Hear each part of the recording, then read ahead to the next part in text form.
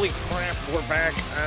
Forbidden Door, I guess 2 Forbidden Door period just happened. It is the TSK. I'm jumping ahead of everybody. It's Rob, it's DC, it's Harold. Our minds are literally blown by whatever the fuck this main event was supposed to be. We don't know what it means. We don't know how to feel.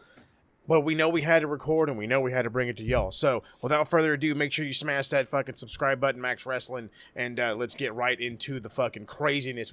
We're skipping the fucking beginning. Fuck 0 hour. We gotta talk Bryan Danielson beating, not just fucking pinning, but submitting the great Kazuchika Okada. Clean. I couldn't believe it, bro. Cleaner than the sheets that your mama told you to put on your bed. I could go on and on and on for hours, so I really got to ask you guys first. What are you feeling? What were your initial feels? What are you able to process right now in your brains? As long as we've been doing this in the Discord chat, watching together, I think that was the first time collectively that our group was rendered speechless because we didn't even realize what we just saw. I think that 5 or 10 seconds after the bell rang and Okada tapped probably felt like 5-10 minutes because we were all just like, oh, so that happened. Yeah. So that happened. Complete surprise. Utter shock, to be honest with you. The only thing that I can really compare this to would be like A, John Cena tapping out, or B, okay, the breaking of the streak. Yep. Yeah. Where you kind of stop and you just think, what? What just happened? Like, I remember watching it and hearing the bell ring, and and I remember saying did he tap? Mm-hmm. You're Okada. You don't tap out. You get pinned. Yes. But you don't tap out. I know we were kind of talking about it yesterday, a potential finish, and I know we were all kind of leaning towards maybe some sort of buckery with a double count out or some interference or something. Because realistically, who would take the pin in that scenario? Yeah. There's some egos there, and we found out. Boy, did we I honestly thought it was going to be a case of older generation passing it to a younger generation. I mean, I know Okada isn't completely young, but he's younger than the Danielson's generation. So I thought it was going to be a passing of the guard. Yeah, that's what I kind of thought too. Seeing as Bryan is probably his last full-time contract, he's probably on his way out. Oh, with Okada only being 35 years old, he's probably going to do this another 15, 20 years, easily. Yeah, that's true. I mean, the one thing that I know that I'm ringing in my head, and I've already heard the whole, it's far out. Wrestle Kingdom. If they can build the G1 tournament for fucking, 4.5 months prior to the event, about 5 months, you can spin this all the way to Wrestle Kingdom. Yeah, and realistically, Wrestle Kingdom is probably not as far as we think, because it's in January. Right. Well, here we are getting ready to head into July, so I mean, it's not as far as people think. I think it's definitely realistic if we see Danielson and Okada. In terms, we got Omega Osprey. We saw that absolute banger. I mean, we're gonna get into the other one, but I mean, I'm talking Wrestle Kingdom. We've seen that. It's Bryan Danielson's turn now, and that also makes me think maybe there's going to be a lot more of the interjection of AEW at Wrestle Kingdom, or at least with a New Japan feel coming up, because we had a lot. We had a lot of guys going over and a lot of guys looking good. Yeah. In terms of professional wrestling, it's June. We're talking another 7 months. In professional wrestling, that's no time at all. None. Flies. I mean, July 1st is Saturday. For example, this whole, we'll use the WWE because it's easy. The Bloodline storyline has been going on for 3 years. Does it feel like it's been going on that long? Hell, the Hangman Omega There you go. storyline went on 2 years. There you go. Yeah. Yeah, I mean, it's not like we can't build for a long term, and this is definitely one to build towards. Perhaps you make it like a submissions only match, something. Maybe Okada wins the G1 or wins the belt. The night 2 thing. He's gonna face it for some. I don't know. There could be a bazillion different ways you spin it, but I absolutely feel that we have to get a Danielson Okada 2, whether it be at Wembley, that quick of a turnaround, or whether it go to an even bigger stage, in my opinion, in Wrestle Kingdom. I didn't expect this to go to a second match. If it does, I'm all for it. Yeah, honestly, I'm even more excited for a second match now at the prospect of it as compared to the original. So please give me that. Right. Absolutely. Yeah. I mean, in all honesty, I don't think we even thought about this potentially even happening. What I want an Iron Man match. I like that. Let these guys go for an hour. Cooking. Make them go for an hour. Make them go for an hour. That's what an Iron Man is, baby. I think if you go to Okada and Danielson, you say, "Hey, 1 hour Iron Man match, can you do it?"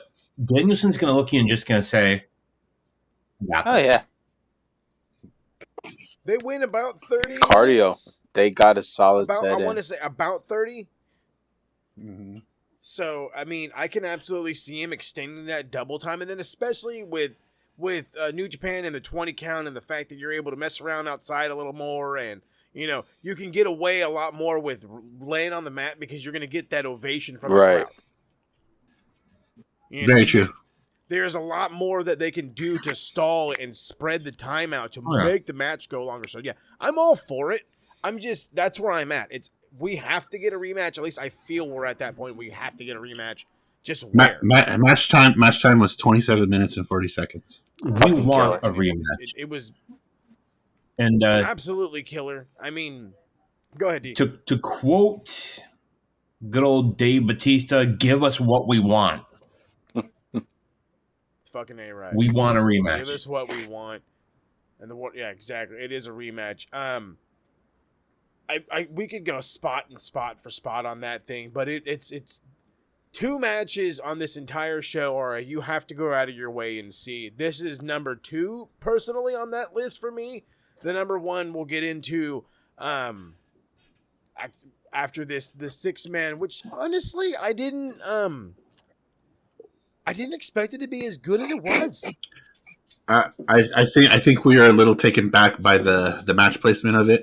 Yeah. Considering the match that it went after, I think that kind of diminished a little bit of expectation, if you will. I love the beautiful word placement there. Yeah.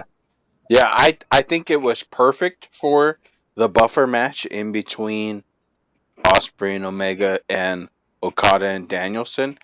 And I think, but it didn't feel like a buffer. Yeah. Everyone expected it to be a buffer match. Everyone expected it to be the silly old Jericho match. It was the silly old Jericho match. It was the better Jericho match. It was everything and more. It was as good as Jericho has ever been. Great. Yeah. Well, New Japan guys do bring out the best in Jericho, I'll tell you that. Facts. Very true. That's true. So, There's no lies Naito detected. shined. Exactly. Naito shined. Sting took a gnarly shot from Sammy, and everybody just worried their ass off for a second. Sammy was apologizing. The ref was checking on him. Hell, even Naito at one point kind of gave him this look like, "You're not going to die, are you?" So it's, I'm always glad to see him. I love seeing him in the spotlights, especially with gigantic stars. You go out there, he fucking no-sold the table spot. I don't know anybody who no-sold the table spot at 60 years old, by the way. Yeah, I was going to say, I mean, everybody was worried about their Gramps, but he got back up and got in the ring like nothing even happened.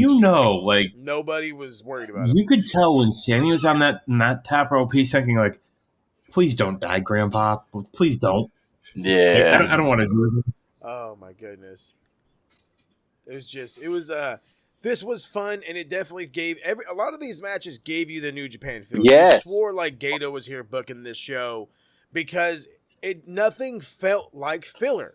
Nothing, not No. a single match felt like filler. Everything had a purpose, everything had a pace and a momentum, and everything went smooth. There wasn't a bad match on this show. This was, and I'm already jumping the gun because we still got to cover the whole rest of the show, but this is the best pay-per-view I all agree. year. Yeah.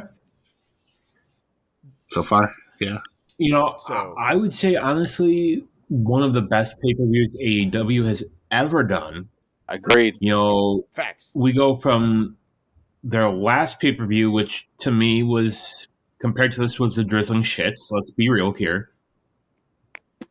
It wasn't the It best. wasn't the So yeah, best. I mean, and we talked about it, which by the way is But- going to be one of those like hidden episodes that hits Max. So don't be afraid. I will say this.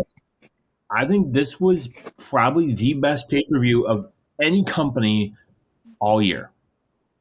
Agreed. You know, this is... Yeah, So far. And I don't see anybody beating it. I like it all. Like, I like WWE. I like, you know, AEW. I like all of it. But I can call it as it is. You know, if I see something I like, I like it. And I will say it's good. If I see something and I think it's bad, I don't care who the mark is, I will call it out. You guys all know that, right? Yes. This was by far, just in the last 2-3 matches alone, like, WWE, y'all got to step it up. You can do it. You This was have the definitely one of potential. those. They pushed the envelope. Who's gonna catch it now? You've Yeah. got the potential. Step it up. I guess we'll see on Saturday. Right. Yeah. Hey, there we go. Right. We'll have to see on Saturday. Yeah. So, obviously the Faces got the win, so good for them. But I've been scrolling. I'm staring at it. We have to talk about it. It's if the main event didn't shock you, this match left you also in awe, but in a different feeling of awe. Unbelievable. Will Osprey, Kenny Omega, IWGP World U.S. Heavyweight Championship. 39 minutes and 45 You're seconds. kidding. I Felt like couldn't longer. believe what I was seeing. I couldn't believe what I was seeing. In the amount of time that I was seeing it, I could tell what they were doing. They were taking a hour and 15-minute New Japan classic. They were condensing it, and they were doing it to a T. I couldn't believe And the it. crowd loved it. Crowd was... Some callbacks to their last match. Mm-hmm. Just a lot of really, really cool storytelling here. And honestly, that's no surprise, no shock from Kenneth and Bill. I'll say this, like, those two are two of the greatest wrestlers of this generation. You know, you talk of like the 80s, you know, you had Flair and Dusty, you know, you had Flair and Harley Race. Like, each generation has their top tier. Like, you know, in the early 2000s, we had Triple H as one of the top tier. You know, Attitude Era, we had Rock, Austin. This generation, Osprey and Omega. I know we were even talking about it during the show that there's probably no company on this planet that would have a problem putting a belt on Kenny. Not a one. Yeah. Not a single one. Day one. I mean, but that was the appeal because we kept talking about how he kept getting hate, but yet for a guy who gets hate amongst people that don't see his way of wrestling, or maybe by chance are a little biased with somebody that they like, a beat writer or what have you, they refuse to see how good Kenny Omega truly is, and that's why we say this guy can go to any promotion. He can go to Impact, MLW, New Japan, All Japan, DDT. There's not a promotion out there that, whether they're streaming or not, whether they make millions or not, that they would not make him their world champion in a day. On day one. Within a week, at the fucking maximum. Even WWE wants him. Guaranteed. Like, I'm gonna make this. How? They said the same shit about AJ Styles before he signed with them. Yep. Yep. And they saw what he could do. Let's say, for example, WWE somehow pulls it up and was able to steal Omega away. Not going to happen, but let's just say hypothetically speaking. That happens. Right. Would it be that far outside the realm of possibility to see Kenny Omega win one of the world titles on day one?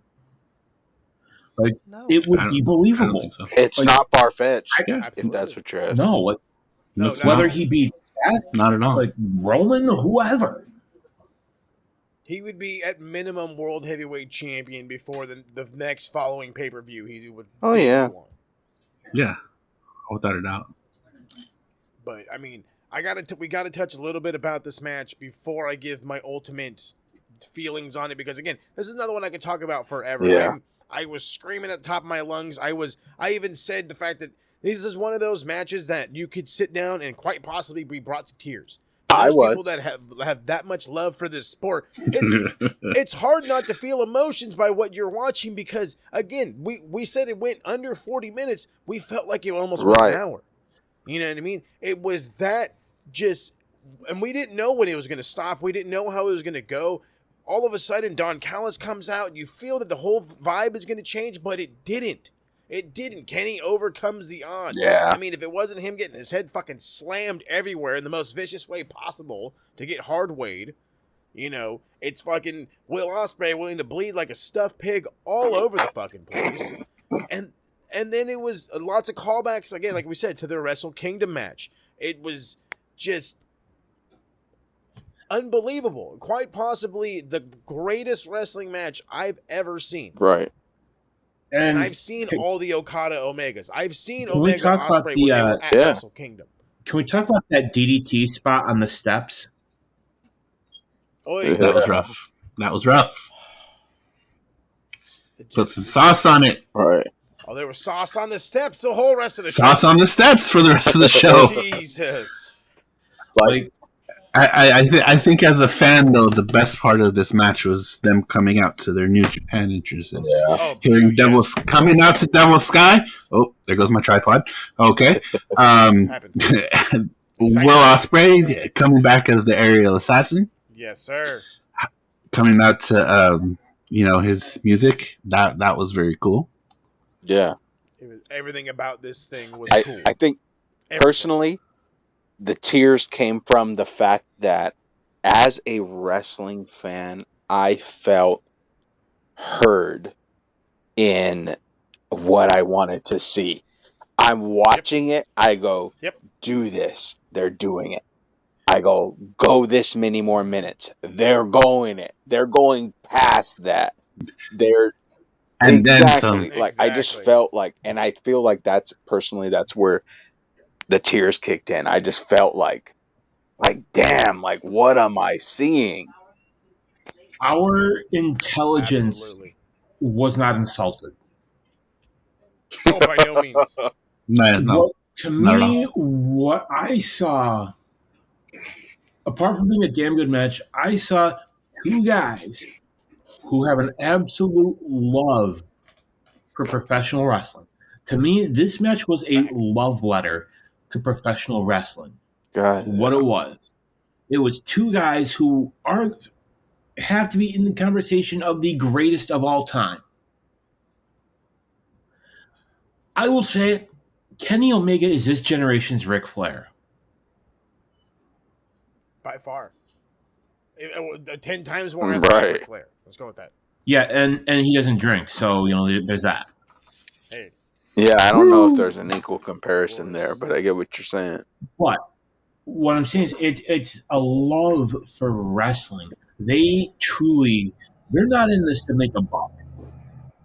If Kenny Omega was in this business to make a buck, he would have signed with the WWE. Mm-hmm. Exactly. He would be in the WWE right now. Tell me when I'm telling lies. Oh, yeah, get out. I had to. This guy. Boys, I had to. The next one. So I got. But you get the point I'm making. You get the point I'm making. Absolutely. But I just out of the craziness, because I know Uncle Dave's already getting ready to do his show with Brian, and we're already going to hear about it. I want to know from the TSK if you could put a star rating on this, if you could break the Meltzer system. What are you giving this? Again, the first one at Wrestle Kingdom was a 6-star. I give it 33,000 chicken parms. First off, I'm not turning down the chicken. Extra prosciutto. I honestly think this is on the same level as Kenny and Okada. This was a 7. 7. I love that. Yeah. For what it was, and given the time, and given this is something that American fans just ain't used to, I gotta go 7.5. There we go, pushing the envelope. I'll stick with a 7 myself. I mean, if that means it's matching Omega Okada 3, well then give me fucking 7.25 to beat it, because I felt this was better than that, and it didn't even go as long. Yeah, that's telling you something. Yeah, but this is. Go ahead, D. I'm feeling 7.5. As I was watching it, I'm feeling at least that. But I don't like to go past the meter, so I'm gonna stick to 5 stars. Yeah. Right. If we're maxing the meter out, then guess what? It's a good old 5. But how many chicken parms? How many chicken parms is it getting? How many chicken parms? All the 3 3/4 all the chicken parms parms in Boston. Jeez. All the cutlets you got in the back. All right, let's keep it going. We don't have to start giving ratings for the rest of these, but Willow Nightingale getting her shot against Toni Storm, probably the most over woman wrestler on almost any out of right nowhere. Now. Out of fucking nowhere, 1,000% on that. I mean, she was one of the ones that came in during the pandemic era. She's been the biggest. And look at her. Biggest. Look at her shout now. Out to Blue Sky getting her little shout out at the end of the match. It was kind of like she's getting a hot push too. Her and Willow having a little tussle. Giving her something. That might be best for business. I don't know who they were saying she was going after next. I don't know if it was Toni or Willow. I guess I assumed Toni because Toni won. It's in the Owen Hart thing. Oh, so shit. Okay. She's going to take on the winner of Willow Nightingale, and I want to say somebody, I forget who. Anyway. But yeah, no, it's all because of the Owen Hart tournament. Gotcha. But it's good. I mean, that Sky Blue is getting She's a push. getting it. Good for her. I mean, Willow, like, again, I got to talk about Willow because, again, she came out of nowhere. She was literally somebody, and I think I've said this on fucking Max like 10 times over, where she randomly showed up on a GCW show, then she was on a Ring of Honor show, on a fucking Dark, a Rampage, Dynamite, boom, bam, blam. Here she goes. So, it's glorious shit. I love Willow Nightingale. Yeah. And I'm happy to see this is where she's at. Same, man. Just, from watching her on TV and then kind of experiencing it live, like, the atmosphere is so, like, it just changes once she hits the curtain, It's really infectious. And I think the thing that everybody likes about it is it's authentic. Mm-hmm. Like, big time. It's not necessarily a character. That's just who she is. And I'll say this, like, I'm excited to see where she goes, like, because she's on radars. Like, she's on, oh, for sure. She's got to be on, Triple H's radar. And you know what? She's on everybody's radar. If this allows her to make more money, good for her. Yeah, I am happy. Sure.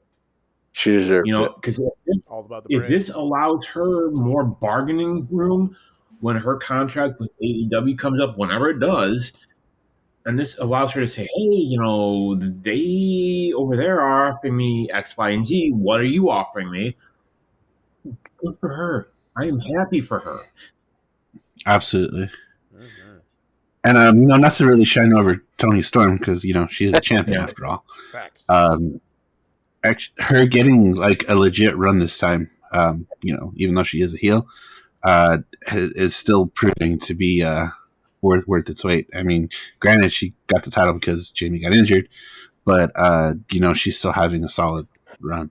Yeah, because Absolutely. she had a questionable title Abso-fucking-lutely. run, I feel like a lot of people didn't really give her the proper respect that she deserved, even though she did get a lot of respect with the first title run. But I feel like now it's re-solidifying that fact that Toni Storm is a solid top contender just as much as Hayter was Exactly. with the title. Absolutely. It's kind of ironic. Toni Storm, Jamie Hayter got it because Toni Storm was injured. Toni Storm got it because Jamie Hayter got injured. Like, stay healthy, please. Like, Can everybody, somebody just stay stay healthy. Like, don't get hurt. But with that being said, are we leaning towards, I think, what is the obvious at this point, Hayter and Storm at Wembley? Oh yeah, Yeah, that's gotta be Yeah, it. it's yeah. I mean, I don't think any, but I haven't. At least I haven't heard anything on Hater's status as far as her I injury think goes. we have what about a month, right, before Wembley. About a month, I 5 weeks. mean, Something like that. if you wanted to rush it, I don't think it'd be a mistake. But you could, and I think eventually we are going to get Toni Storm versus Saraya. Yeah, at some point. Yeah. I And don't think anytime soon. honestly, though, but yeah, I get you what you mean.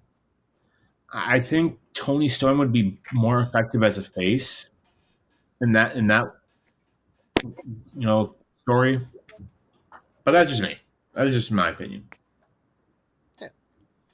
Book in the head, but I like it already. You know what I mean? We got to figure out where we're going. We got lots of stars, and we need to fill them with something. So let's jump in. Hangman Page was it the 10-man. Got Hangman, the Young Bucks, so the Elite, Eddie Kingston, Tomohiro Ishii against Blackpool Combat Club, including Takeshita and Shuta Amino. This was a whole big bag of Yeah. fun. Shooter looks exactly as good as we always thought he was gonna be, and he's just getting better by the fucking day, and I love it. I'm glad to see it. Absolutely.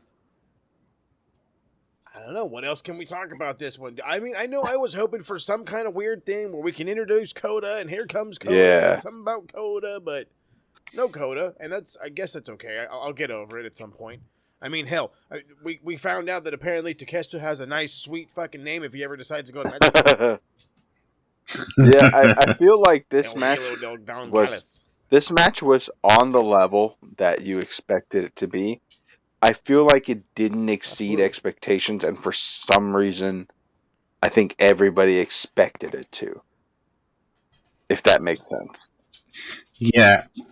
I think because the feud has been going on for a bit now, you kind of expect them to like ramp it up each time. Yeah.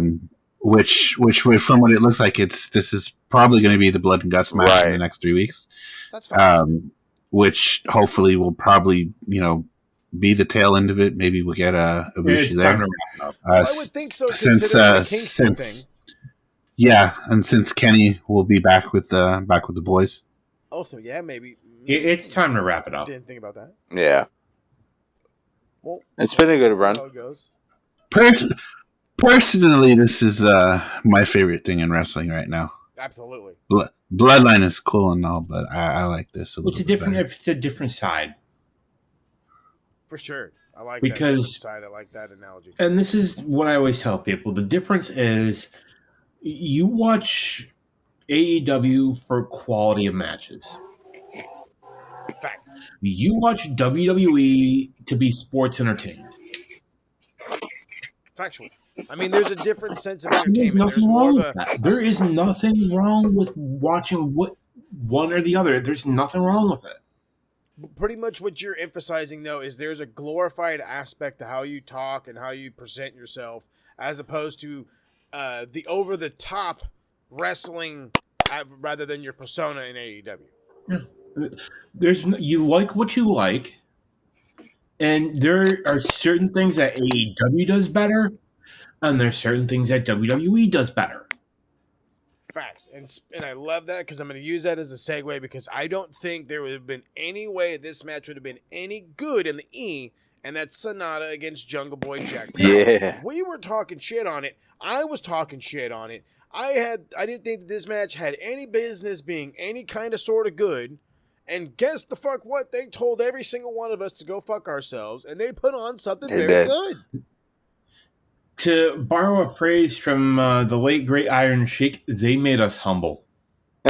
Hey, I love that. I mean, in all retrospect, if you want to play the technicality rule, Jungle Boy Jack Perry does not fit the weight qualifications to technically be a heavyweight Nope. in the eyes of New Japan, but they definitely made you feel at some point he might actually win. Yeah. Which is weird considering the fact of how he's been up and down and this and that. Yeah. But the match itself is what I want to emphasize for a second before we get to what happened after the fact. We also know that Sonata's not the greatest IWGP champion. But again, this is one of those ones where it's, maybe I'm not great, but watch me go out there and put on a show with somebody that you guys don't think is on my level. Right. Now, And sure shit they Sure did. shit I they remember Sonata when he was in TNA years ago. Mm-hmm. And he was the great And Sonata. seeing who he is now, the dude looks like money.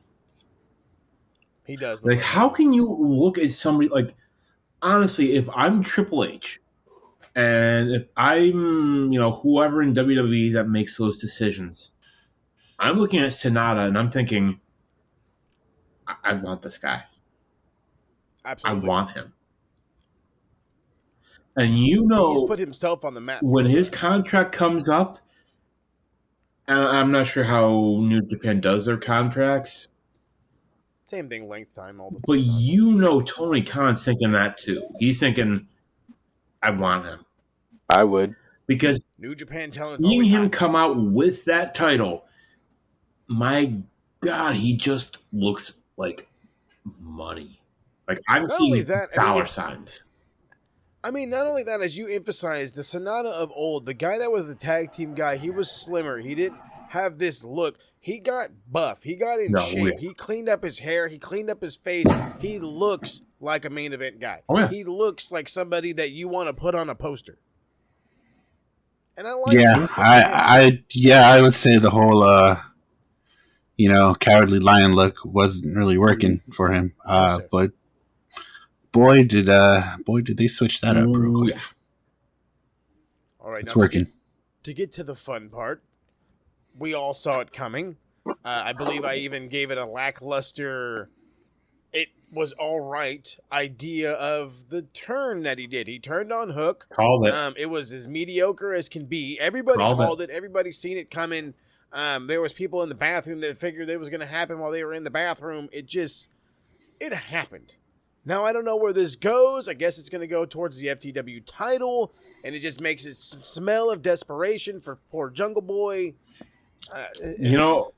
Because you really going to make Hook give Hook his first loss to Jungle Boy? Really? Thank you. Really? I believe when we recorded Max, I believe it was last week, I believe I even said that Jungle Boy would turn heel at this show. Yeah. I think you were right. I think you did. I mean, between getting booed on Friday when he was wrestling Doki, and then all the online, since this match was announced, all just like everybody's turned on him. I think, absolutely. I've kind of turned on him. Occasionally, and I will say this, a heel turn or a face turn sometimes can be what a talent needs to get to that next level. Right. I can dig that. Look at Orton. Look at Orton, for example. When he first came into WWE, he was nothing. I mean, if Jungle Boy wanted to do that, then maybe he should have took some notes from Tommaso Ciampa. Again, another one. Because that's how you turn heel. Facts. But once Ciampa turned on Gargano all those years ago, it worked. Now that Jungle Boy has turned heel, now this is a critical point with what they do with him. And honestly, I would drop the Jungle Boy shtick. I would just call him Jack Perry. Well, I think that's the whole leaning towards that. So it's the whole cut idea. The hair, drop the music, get new gear. I don't know if he's going to cut the hair, but and honestly, I said even as a heel, he should keep the music as a giant middle finger. Yeah, I like that. But I mean, we'll see He where comes it out goes. kind of mocking him, dude. No, exactly. You can play it up as a heel because that's what good heels do. They play it against For the sure. crowd. So I think that would work nicely, and it gives him a little something extra because he needs it. He needs all the help he can get trying to be a heel. Absolutely. It's hard for him right now. He's not the typical heel you expect. Absolutely. And unfortunately, I don't see him cutting his hair. I don't see him doing anything completely drastic. I see him being the mocking asshole. Yeah. Like, you know what I mean? That's the best way I could put it. Yeah. But speaking of the mocking asshole, and unfortunately in that instance, I'm talking about Jim Cornette. I got to talk about his favorite wrestler of all time, and that's Orange Cassidy, who Pockets. yet again Call him by his defies name. every single odd Pockets. possible. Pockets. Pockets. I'm so sorry. Pockets wins again. I popped Pockets so walks away hard with for the gold as he win, puts bro. it in his Jan Sport backpack. I can't help it. He Looks like he should be bagging my groceries. I can't help it. thank you. All the naysayers. He beat Danny Garcia, Shibata, and Zack Sabre Jr. in the same night at the same time. Who can beat this guy? He is hated. He is hated by nerds on the internet and beat writers that are trying to be relevant, but yet beloved by the other ones. Mm-hmm. Who in the world can beat this man?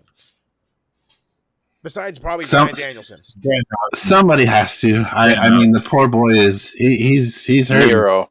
It's got to be He is Miro. taped up like a mummy. He is hurting.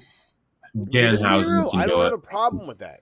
That Orange is going to come out just like a mummy wrapped in kinesio tape. Right? Or Danhausen. I like Danhausen. You know what? That'd be sweet. I could see that. That would be Using some different. trickery. This is yes, baby. what I love about wrestling in general.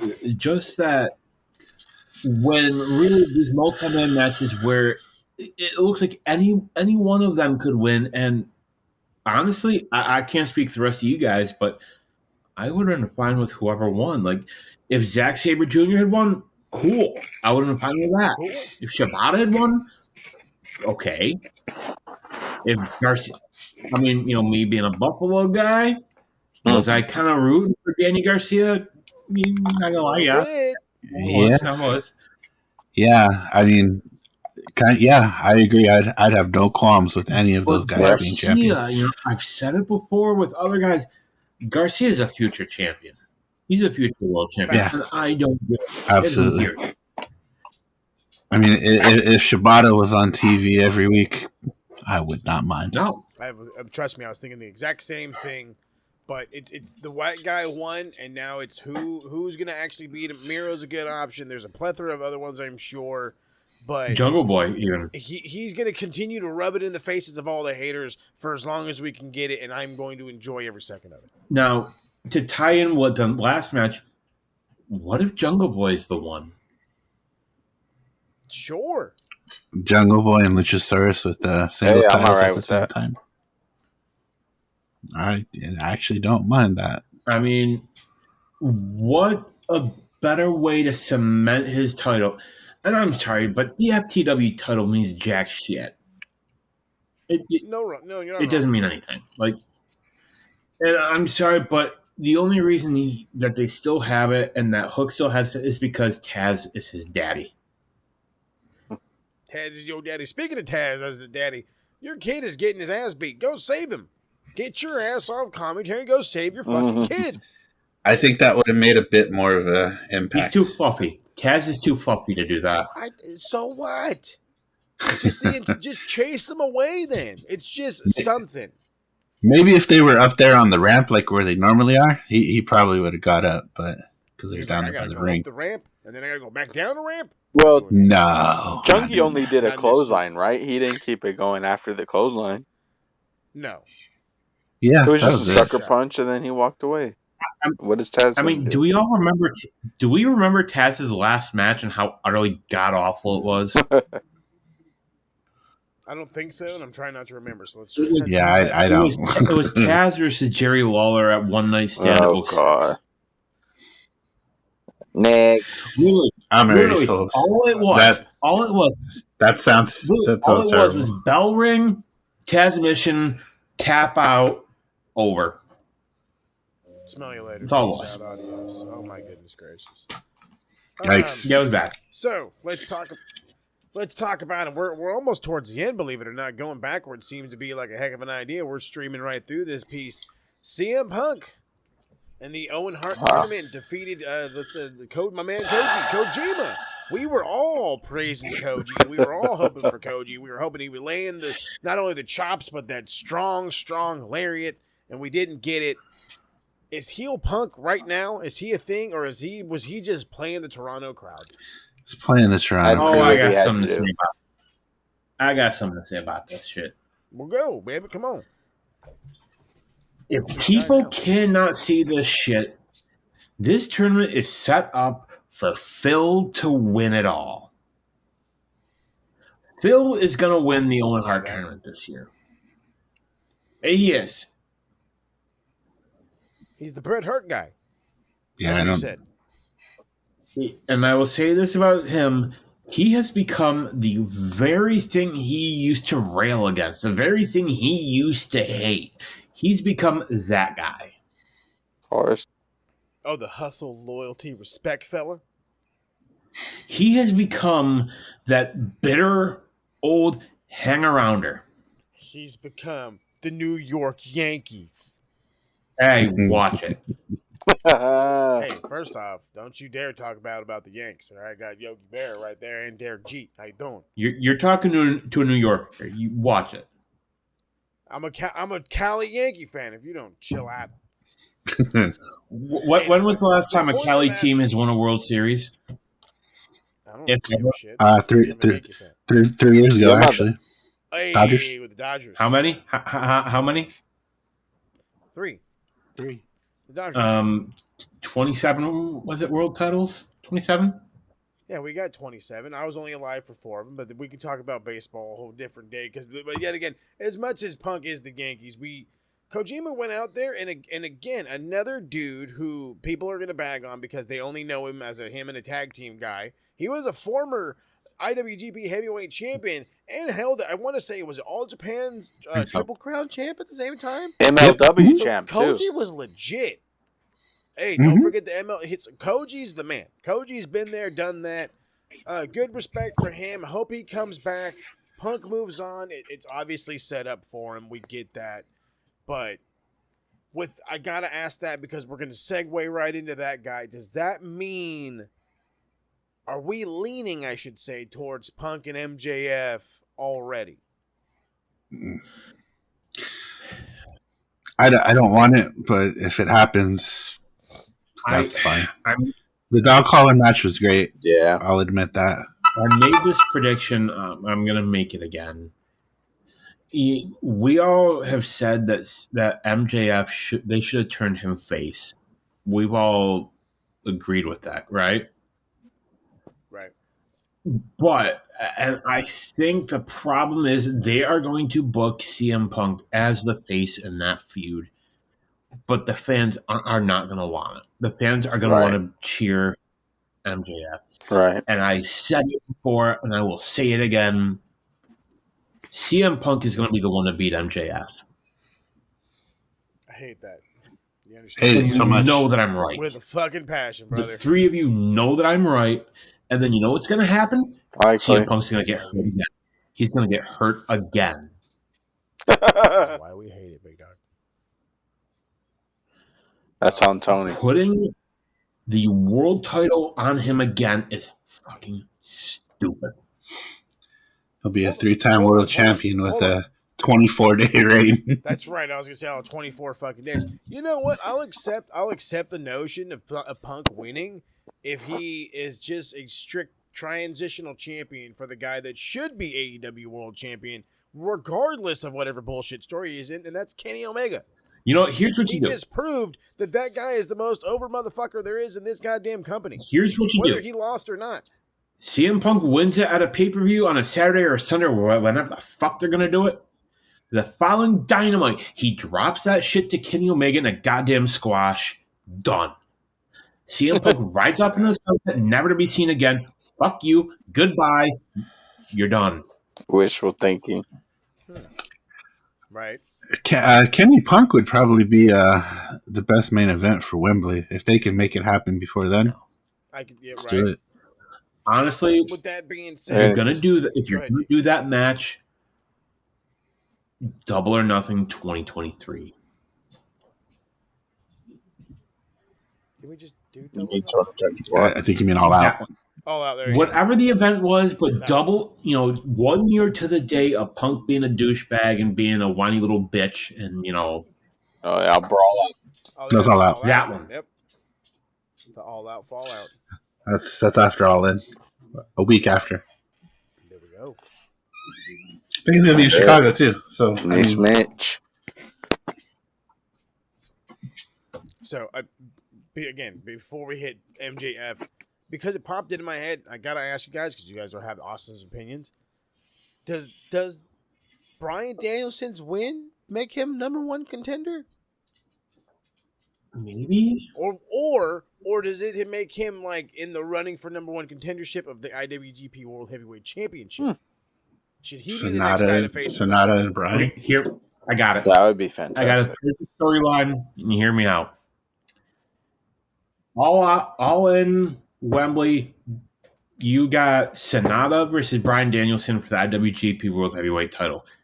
Danielson wins it. Then Okada wins the G1.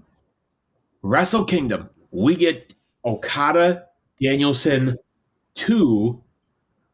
Okada gets it back at Wrestle Kingdom. Jesus. I love that. My only issue is does Gato sign off on Sonata losing on a non-New Japan show? That's probably the only hang up. And he might. Money. Because it's Bryan. And it's money. Baby, he makes money by the day. Bushi Road makes money waking up. And I guarantee you, in Japan. Big true. Work out some deal with Tony Khan where you have Danielson come over and do some New Japan shows. You work with some of the crop of talent they've got. Tony Khan would sign off on that. Absolutely. But again, as Rob and I just pointed out, you got to look at Gato. It's not just about what TK can do and how he can finagle and finagle. Gato likes things done the Gato way.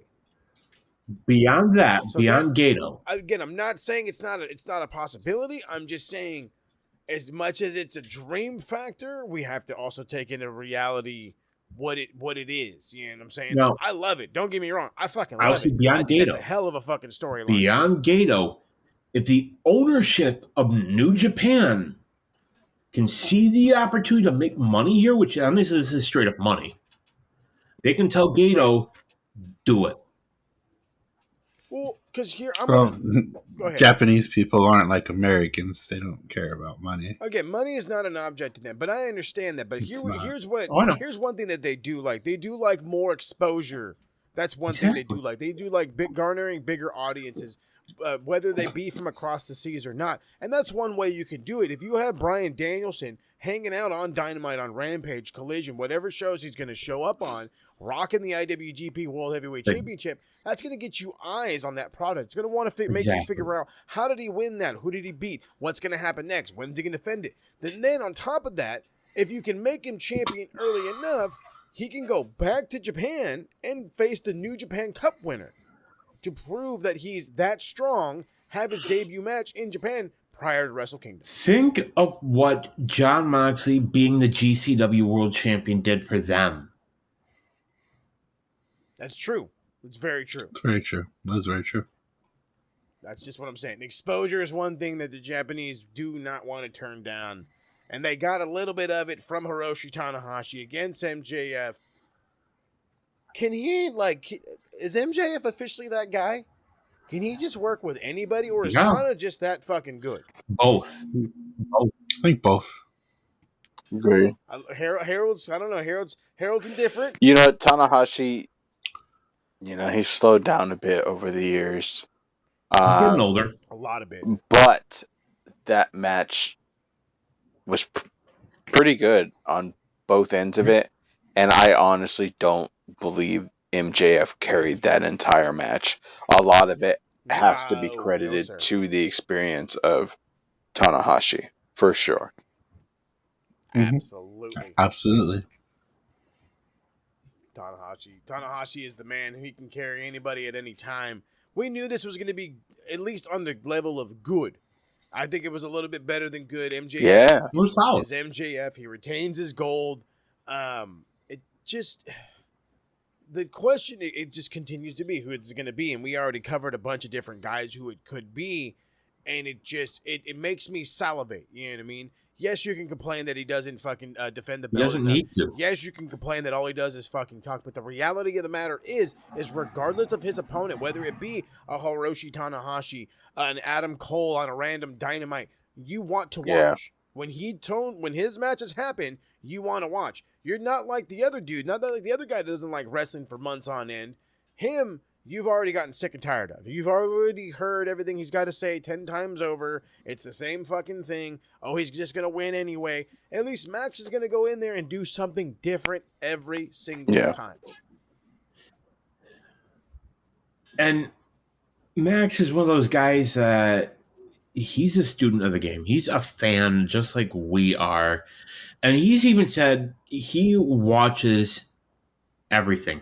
I mean, he says he doesn't watch New Japan and he loves to rail on it, but you know he watches it. And of course. We called him an indie for crying out loud. It's great. And we called him an indie. A great world champion is somebody that you think, oh, this is finally going to be when they lose it. Right. You know, that you have that belief, even though you know that Tanahashi was not going to win the world. No. It wasn't going to happen. As much as it sounded cool, don't get me wrong, the idea of maybe Tanahashi hanging out on Dynamite, defending it against people on a random basis, yeah, it sounds cool, but we knew it wasn't going to happen. No. It just wasn't going to happen. But honestly, you know, I'm gonna say it. I think MJF is the greatest world champion out there right now.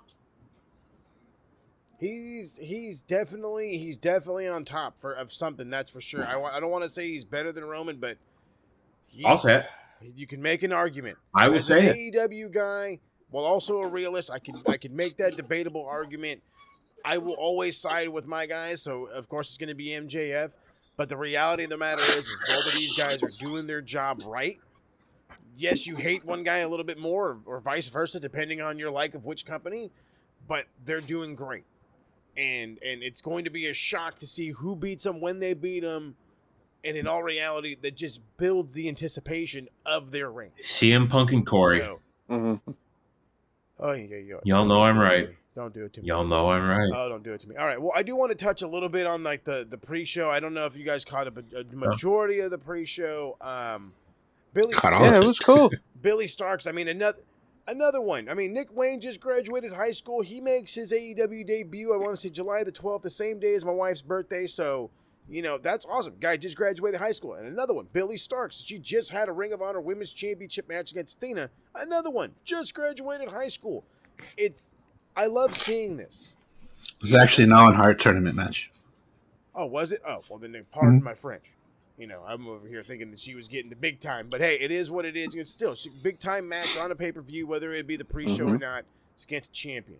El Phantasmo, I'm saying this not to be because of give me all the guys you can give me in a bloated roster, but I hope he's a free agent soon because I love El Phantasmo. For sure.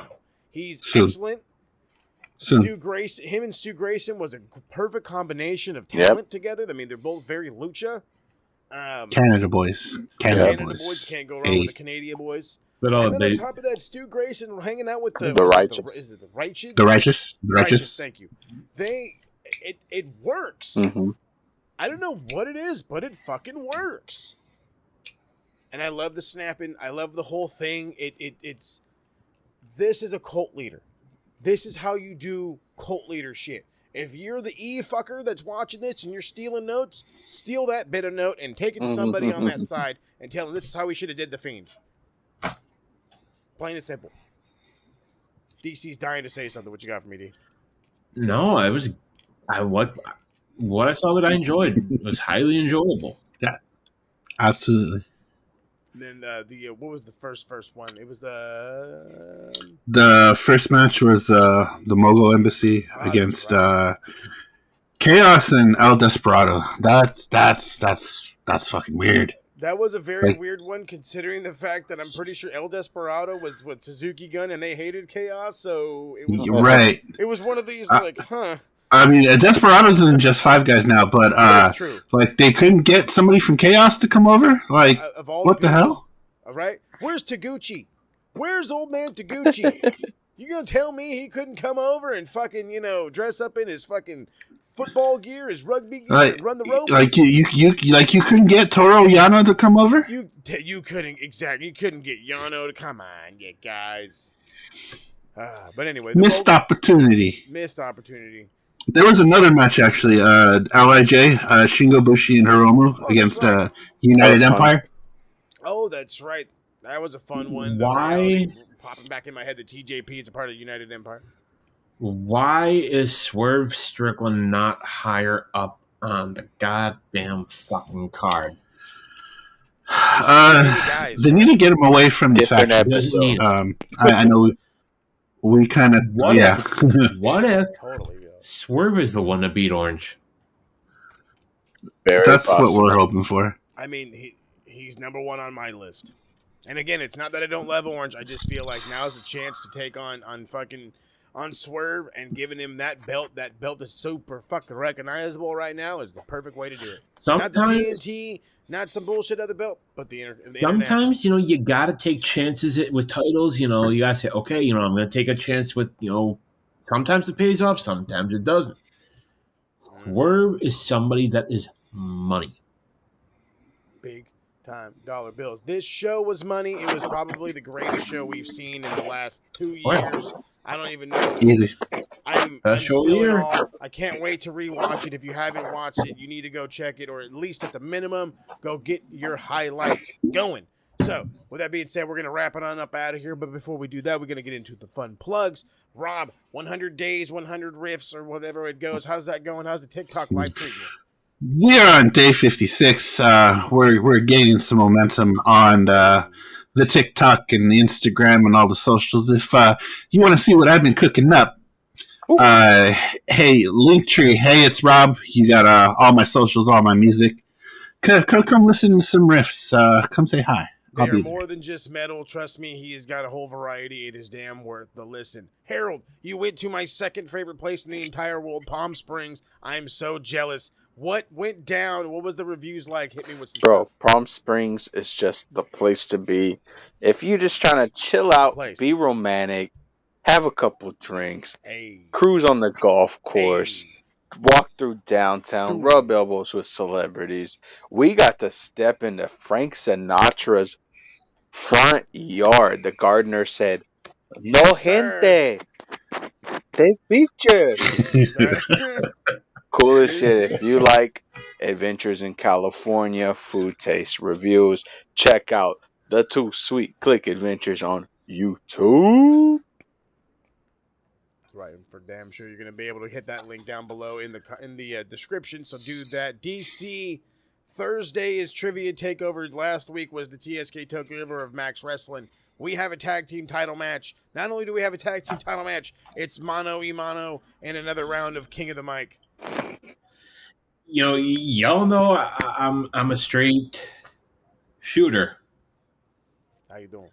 I know the last one ruffled a couple feathers, so we don't play lightly. You know what I'm saying? We play rough around here. Yeah, let's find out. It's all good. I'm not tripping. It is what it is, because the reality of the matter is Max Wrestling and the King of the Mic, as they used to say in WCW, is where the big boys play. The TV tournament, the King of the Mic tournament towards the television championship has been all the fucking hype. I cannot wait to keep it going, keep it rocking. Whether I come out the winner and or the loser in this one against DC, it's been fun none the fucking less, and I will keep on going. I also have a fucking I'm doing triple, quadruple duty if you include my hosting duties. I have my fucking world championship match, my championship match of loyalty, if you will.